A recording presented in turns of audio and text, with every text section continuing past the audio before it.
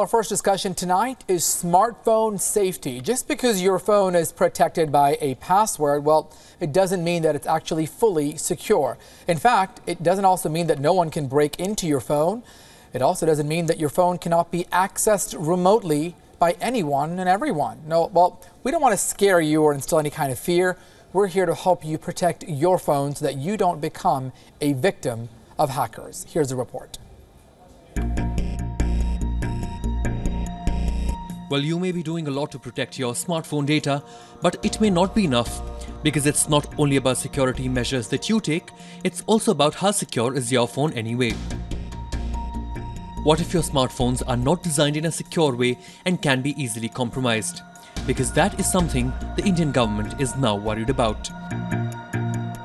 And as a result of that, the Ministry of Electronics and IT has directed 21 smartphone companies to submit a report on their procedures and processes that are followed to ensure the security of mobile phones in India. And the growing concern here is that of these 21 smartphone companies, majority of them are Chinese. The list of these companies include Apple, Samsung, Oppo, Vivo, Lenovo, Xiaomi and Micromax. These smartphone makers have been asked by the Indian government to provide details about security practices, architecture, frameworks, guidelines and standards that they follow for secure transmission and data storage. The growing concern around smartphone safety in India is based on the fact that a number of companies selling phones in India are Chinese and most of their servers are not in India. And the data here further underlines the growing concern.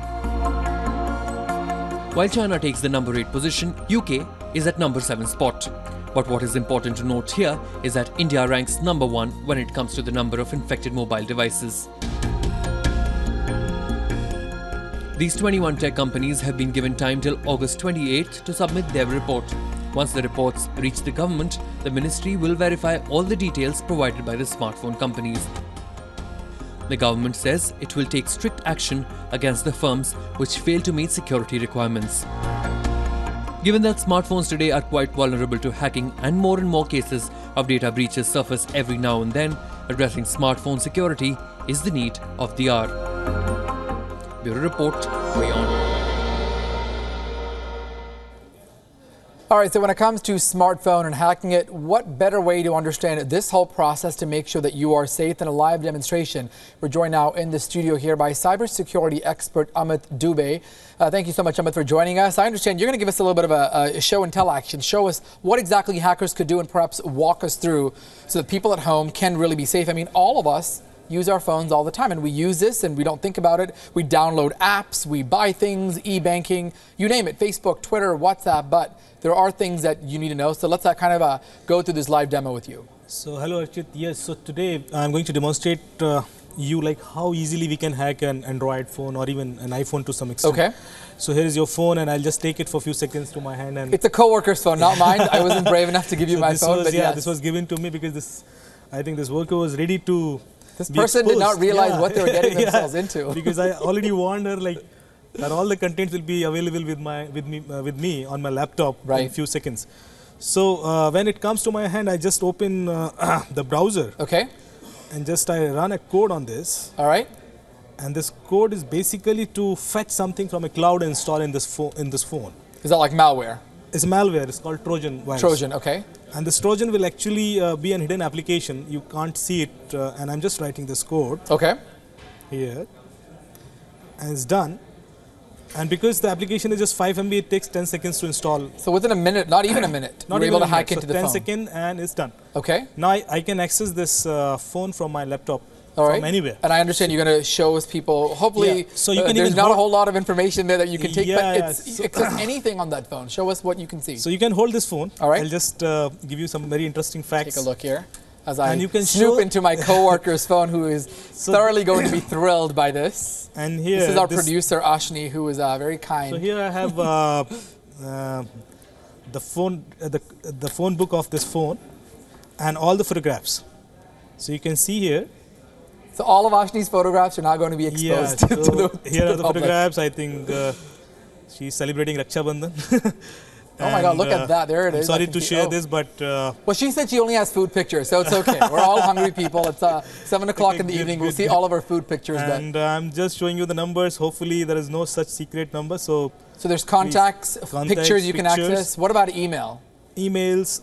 Even we don't have to open the emails. Even your Paytm application. So here is an option. I can see your all apps. Okay. And the most dangerous thing is I can access your camera. So you can technically take pictures or do whatever you want using your phone. So now you can hold the camera. Okay. And you can see, like, I can access your front camera, or this is back camera, so maybe I can switch it. All right. So this is your front camera, and I can take your selfie. Oh, wow. And I have no idea. No, so you can show the screen that you are not doing anything. This is what I'm looking at. I'm not sure which camera to show you, but there's nothing. This one, right? It's literally a blank. It's like my home screen. So as a consumer, I have no idea that I've even been hacked. Exactly.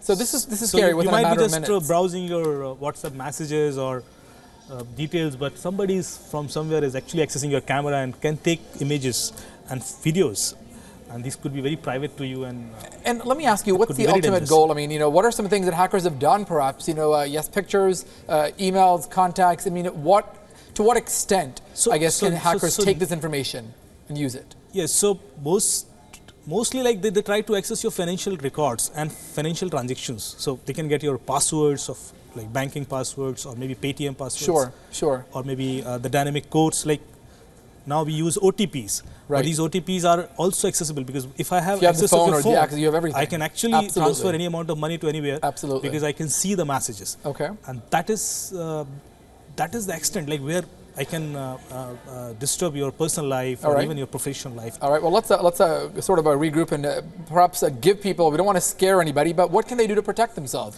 I think that's a key question. So what can they do to make sure they're not a victim?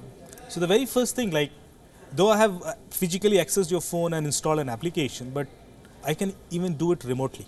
So I don't have to have the phone with me. Yes. If I know the specification of your phone beforehand, like what model is it and what OS is there, I can send a link to you and I can lure you to that extent that you are clicking that link and probably you will download it. Right, not even realizing that. Yes, and whenever you will restart your phone, it will get installed. Sure. So that is also another way of hacking a phone, or compromising a phone. With the tips, the things that people can do to protect themselves. So you need to be a little conscious when you are sharing your phone with someone.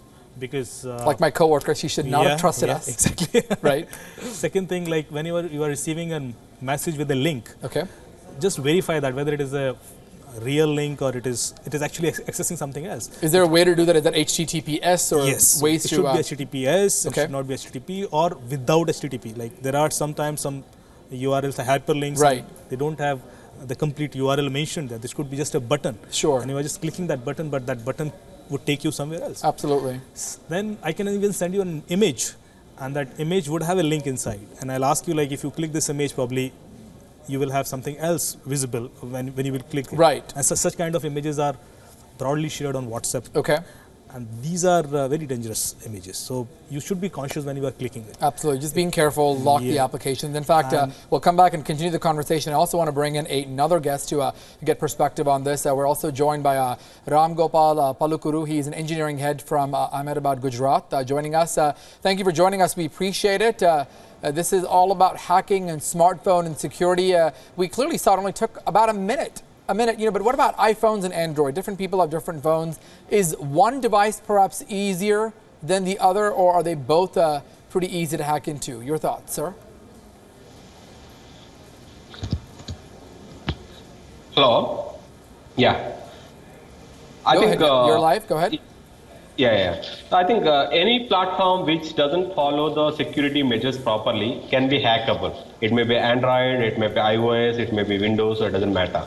So in my opinion, the security measures must be developed across different layers in the smartphones. It's like take that from the hardware point of view and the firmware point of view and software as well as in the application layer. So in each and every layer, it has to follow all the measures to make sure that the data will be fully secure for the end user point of view. Then only it will be fully secure. And here there are different levels. One is a SOC manufacturer who is going to develop the SOCs, has to play a major role. So they have to provide the complete infra for the security, like tamper proof, and sandboxing and trust zone sort of experiences where the people can securely store the data, nobody has steal the data, and they come up with the virtualizations, how the memory categories has been done it, and no real hardware has to be done. So if they have taken care of all these things in the SOC point of view, it's more secure. Let me also ask you, I mean, we saw that it took a minute, not even a minute, you know, it was like this iCloud, somebody can get in, they can download the Trojan malware, and you don't even have to have your phone with you. My question to you is, what are some things that people at home who are watching and have their phones probably right now, texting and doing whatever, they may have no idea that they're being hacked, but what are some things that they can do so that they don't end up becoming a victim no matter what type of smartphone they have?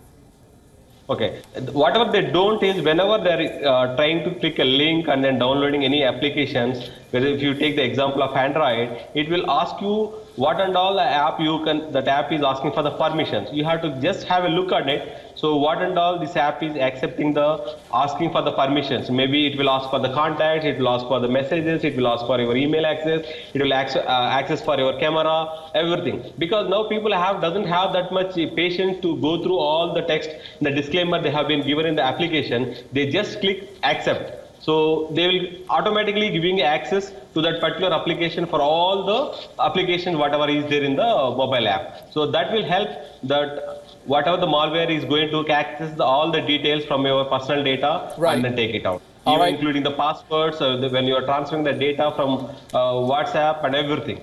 They need to be very careful when you are trying to install or trying to click on a link and giving any acceptance and permissions to the particular application. That will help us. Yeah. All right. Well, in fact, we actually have a bunch of tips that you can actually use at home. We've collected this from a group of sites that basically protect yourself from hackers, specifically for your smartphone. Here are those tips. Keeping your operating system up to date.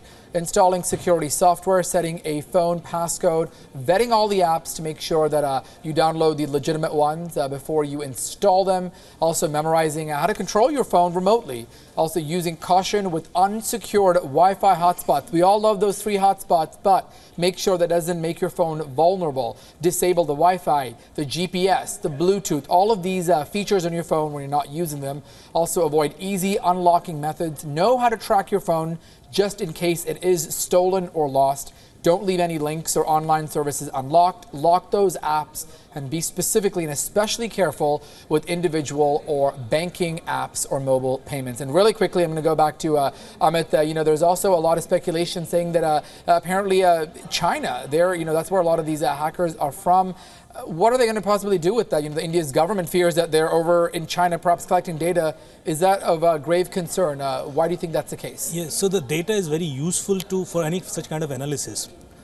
Normally, every phone has an inbuilt application which collects this data, like how much you are using a particular application, whether you are using YouTube, Facebook, or what. So that's sort of profiling, because based on that, they'll offer you the data plan and everything. But this data is further used for investigations and finding an opinion about a person. For example, if you are, what is your biasing towards a particular political party, I can get it very easily if I have access of your Facebook data. So basically getting all the consumer information, having that there, and perhaps then using it for whatever you want. Then your consumer behavior, like what you purchase from where, and that sort of analysis. All right. And this all data is very useful, not only from business perspective, but from making a plan for future. All right, we'll have to just make sure people are safe, but we appreciate your insights. Thank you to both of our guests on this discussion, how to keep your smartphone safe. Certainly a lot of tips, of course. We'll post that on our website, weonews.com.